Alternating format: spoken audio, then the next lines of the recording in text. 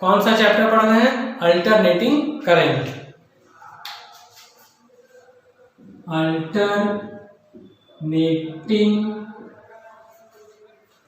Current. ठीक है बच्चों, ये हमारा चैप्टर का नेम हो गया। अब बच गया क्या इंपॉर्टेंट? Lecture number. तो लेक्चर नंबर हमारा है 10।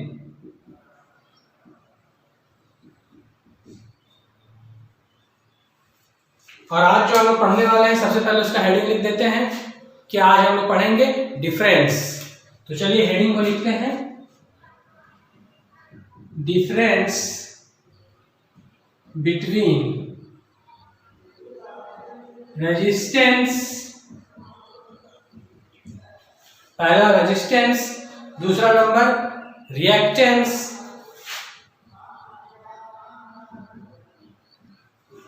And third one is impedance. Impedance ये बहुत ही इंपॉर्टेंट है, इसको आप ध्यान से समझ लीजिए कि इन तीनों में क्या डिफरेंस होता है। तो इसके लिए हम लोगों को पहले 3 कॉलम बनाने होंगे और तीनों में लिखना होगा कि हम लोग क्या क्या टॉपिक के बारे में देख रहे हैं। चलिए कॉलम बनाते हैं। सबसे पहला क्या है? सबसे पहला है रेजिस्टेंस, उसके बारे में लिखेंगे हम लोग।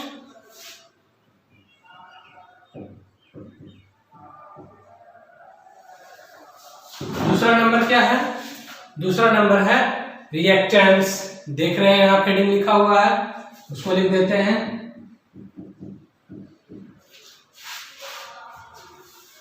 और थर्ड नंबर में क्या है?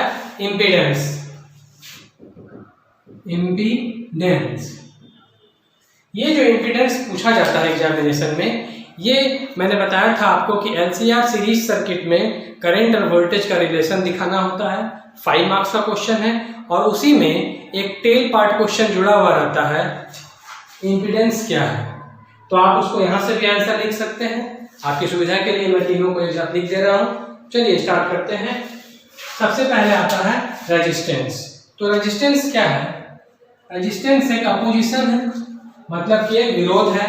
ये तीनों ही विरोध हैं, लेकिन तीनों अलग अलग सर्किट में यूज होते हैं। तो पहला हम लोग देखते हैं कि रेजिस्टेंस किस सर्किट का, किस कंपोनेंट का अपोजिशन है। The opposition offered bye A register. वैसा विरोध जो प्रदान किया जाता है, दिया जाता है किसके जरिए? रजिस्टर के जरिए, उसको हम लोग बोलते हैं resistance. The opposition offered by resistor is called resistance. ठीक है, it is denoted by R. और आपको याद होगा कि जब सर्किट में केवल रजिस्टर लगा होता है जिसका रेजिस्टेंस आर होता है, तो उस सर्किट में कोई भी फेज का डिफरेंस नहीं होता, यानी उस सर्किट में करंट और वोल्टेज का जो फेज डिफरेंस है वो 0 होता है। तो इस बात को भी आप यहाँ पर मेंशन कर सकते हैं, और चाहे तो नहीं भी कर सकते, ये आप समझने वाली बात है। It is denoted by R. अब आर के टर्म में क्या कोई फ्रीक्वेंसी का टर्म इंक्लूडेड है? नहीं है। तो हम लोग लिख सकते हैं कि it does not depend upon the frequency. It does not depend on the frequency. अब फ्रीक्वेंसी का सिंबल ये है न्यू, एन से भी डिनोट करते हैं, एफ से भी डिनोट करते हैं। ये रेजिस्टेंस की बात हो गई। अब चलिए आगे बढ़ते हैं हम लोग। दूसरा हमारा क्या है? रिएक्टेंस। तो रिएक्टेंस क्या है? तो ये भी एक अपोजिशन है। The opposition offered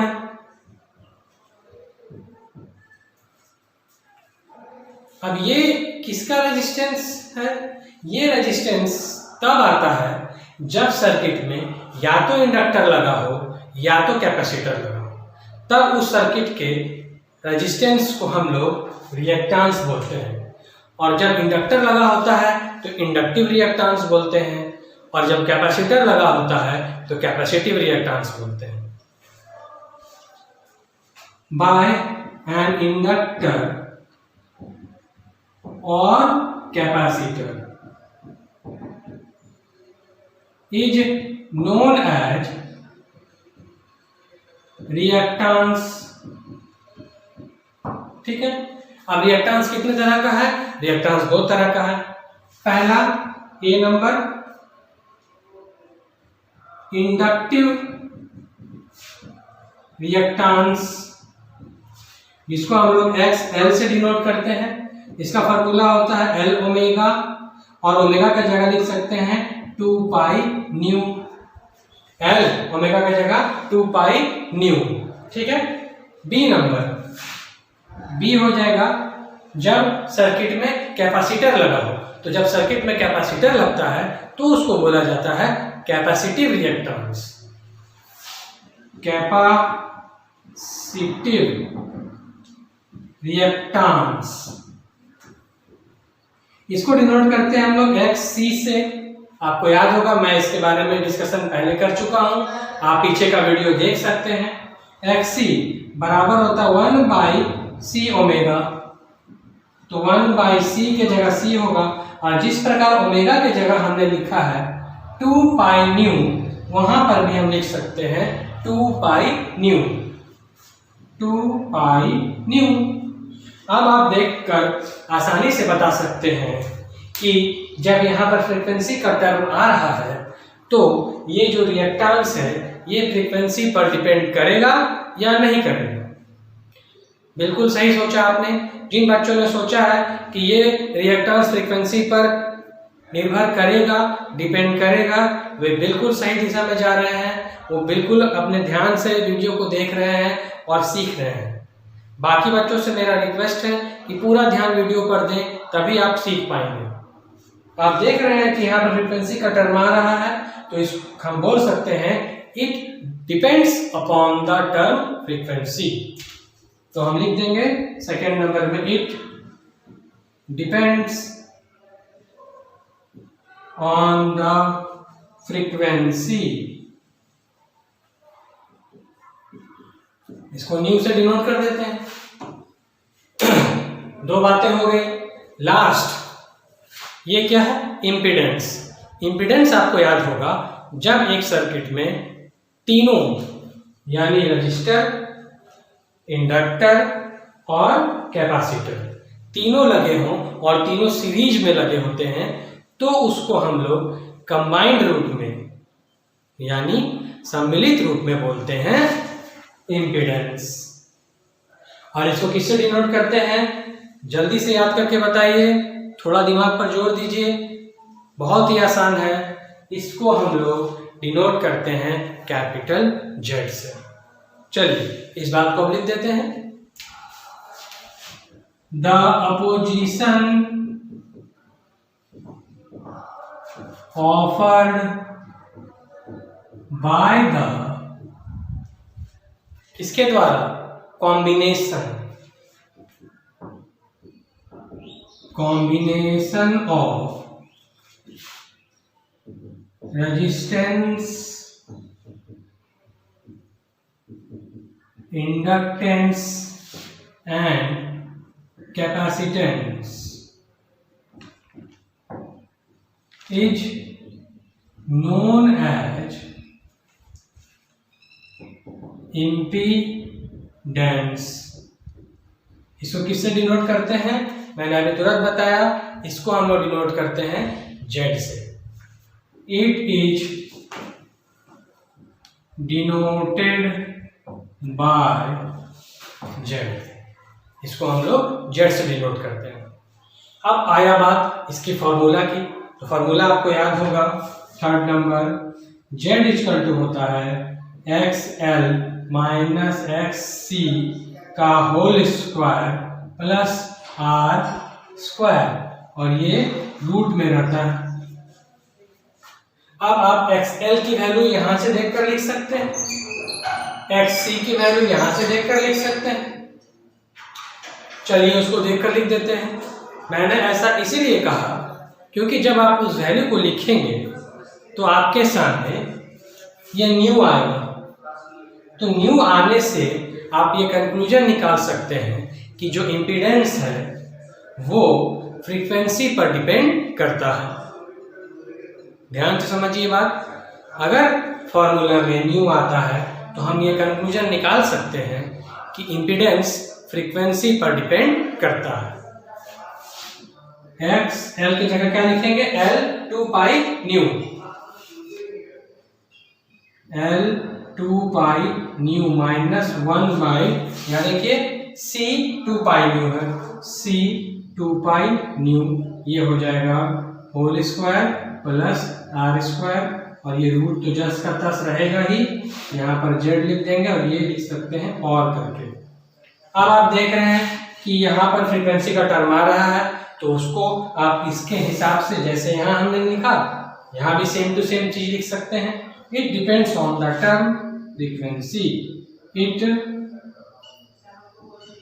depends on the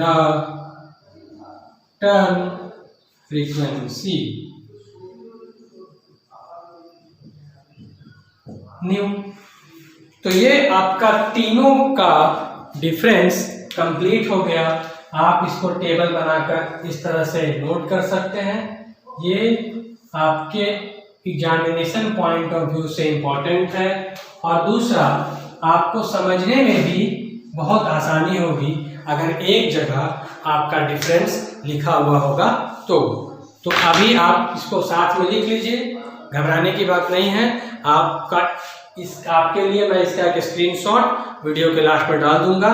अब हम लोग नेक्स्ट टॉपिक की ओर बढ़ते हैं। आज जो हम लोग पढ़ने जा रहे हैं वो है, मैंने पिछले क्लास में चर्चा किया था, आपको याद होगा, resonance, LCR circuit at resonance, उसके बारे में चर्चा करेंगे। चलिए तब तक मैं बोर्ड मिटाता हूं, आप इसको एक बार ध्यान से देखिए, ठीक है।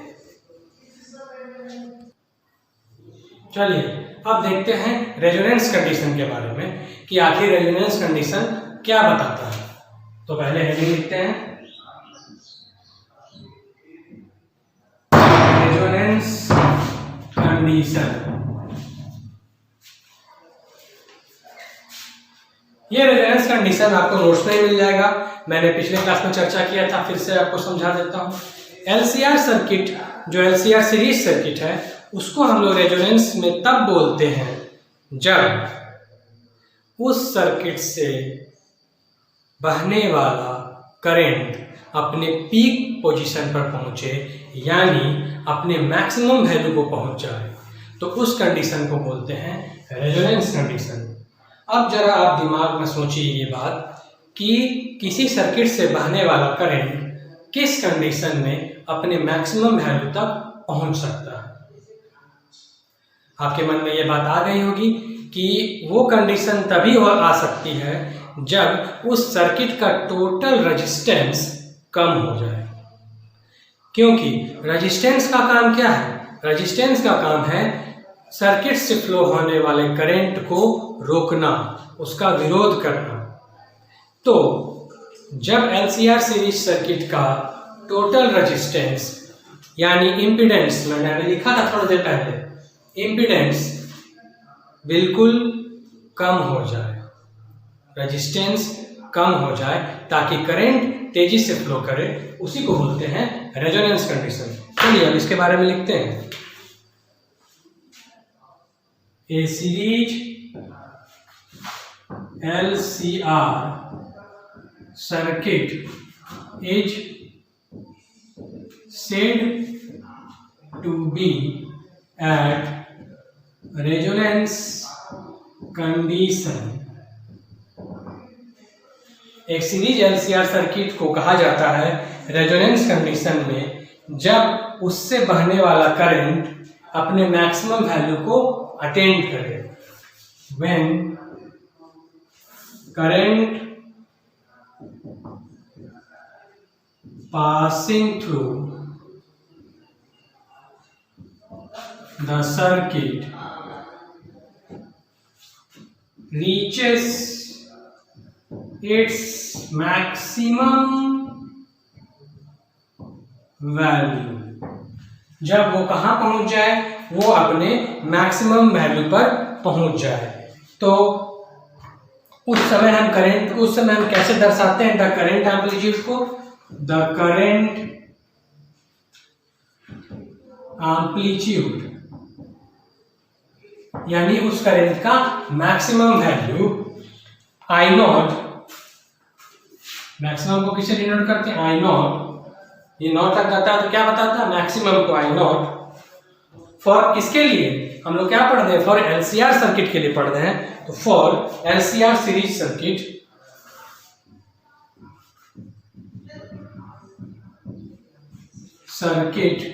इज गिवन बाय, अब करंट का फॉर्मूला लिखना है, आपने बहुत बार पढ़ा है ओम्स लॉ।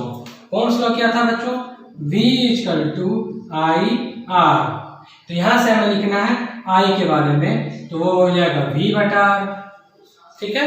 तो इसी को हम यहां लिखेंगे I0 बराबर, ये तो करंट हो गया। अब ये जो रिजल्टेंट वोल्टेज हमारा याद कीजिए मैक्सिमम होगा, तो वो होगा E0 बटा R, यानी कि टोटल रेजिस्टेंस। तो एलसीआर सर्किट का टोटल रेजिस्टेंस किससे डिनोट होता है बच्चों? वो होता है इम्पीडेंस से, तो उसको हम लोग किससे डिनोट करेंगे? Z से। I0 बराबर E0 बटा Z। अब ये I0 की वैल्यू मैक्सिमम कब होगी? जब इस Z की वैल्यू मिनिमम होगी, क्योंकि अगर हम इस क्वांटिटी को बढ़ाते जाएंगे तो इसका रिजल्ट कम आते जाएगा। मैथमेटिकली आप थोड़ा ध्यान से समझने की कोशिश कीजिए। हम जब ये नीचे वाले पोर्शन का वैल्यू बढ़ाएंगे तो ये हमारा रिजल्ट कम होता चला जाएगा, लेकिन ठीक इसका उल्टा जब हम इस वैल्यू को घटाते जाएंगे तो ये वैल्यू हमारी बढ़ते जाएगी, और जब ये वैल्यू बहुत कम हो जाएगी और ये मैक्सिमम पर पहुंच जाएगा तो इसी कंडीशन को बोला जाता है रेजोनेंस कंडीशन, ठीक है। तो क्लियरली हम I0 की वैल्यू को लिख सकते हैं कि I0 की वैल्यू क्या होगी। फॉर्मूला जानते हैं Z का, चूंकि Z बराबर XL माइनस XC का होल स्क्वायर प्लस R²। अब ये जब 0 होगा तभी मैक्सिमम पर पहुंच सकता है, तो 0 होने के लिए हम क्या करेंगे? XL माइनस XC बराबर क्या कर देंगे? उसको 0 कर देंगे। क्लियरली स्पष्टता इस मतलब स्पष्ट रूप से हम बोल सकते हैं द वैल्यू ऑफ I0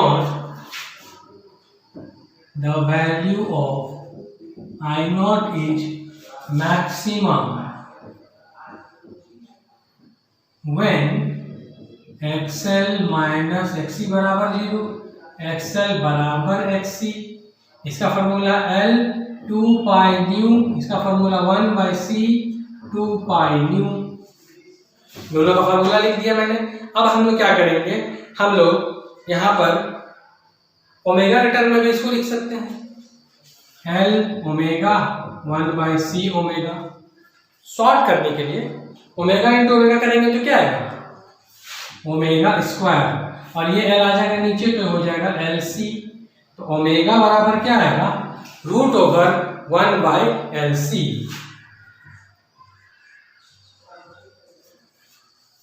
अब L और C इन दोनों से क्या कॉमन आ सकता है? तो इन दोनों से कॉमन आ सकता है 2 पाई न्यू। तो फिर से इसको लिख सकते हैं 1/2 पाई √LC, क्योंकि अगर ये 2 पाई को उधर से मल्टीप्लाई करेंगे तो यहाँ पर आ जाएगा L इंटू 2 पाई और यहाँ पर C आ जाएगा, तो उसको हम लोग नीचे फिर भेज सकते हैं। तो ये ओमेगा बराबर 2 पाई √LC। अब ओमेगा का वैल्यू याद करके बताइए। ओमेगा का वैल्यू आ गया 2 पाई, हम लोग लिख सकते हैं, इसको अभी करेंगे LC, तो इसको कर यहाँ पर करेंगे, देखिए ओमेगा के जगह हम लोग लिख सकते हैं 2 पाई न्यू। अब हम लोग को अगर न्यू निकालना हो तो 1/2 पाई √LC, और यही जो निकल गया new, here nu is the resonance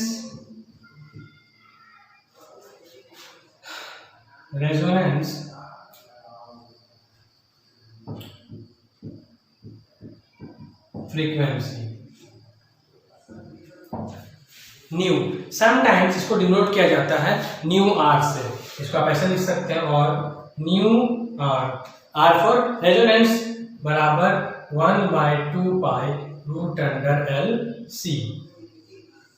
ये हमारा रेजोनेंस कंडीशन का रेजोनेंस फ्रीक्वेंसी आ गया, या इसका दूसरा नाम है नेचुरल फ्रीक्वेंसी बोल सकते हैं। तो आज का हमारा वीडियो यहीं तक। आप लोग ध्यान से इसको एक बार फिर से देख सकते हैं, आपके रिवीजन के लिए बहुत ही यूजफुल होगा। ठीक है, आशा है आप लोग अपने घर में सुरक्षित होंगे, स्वस्थ होंगे। Thank you very much for watching this video.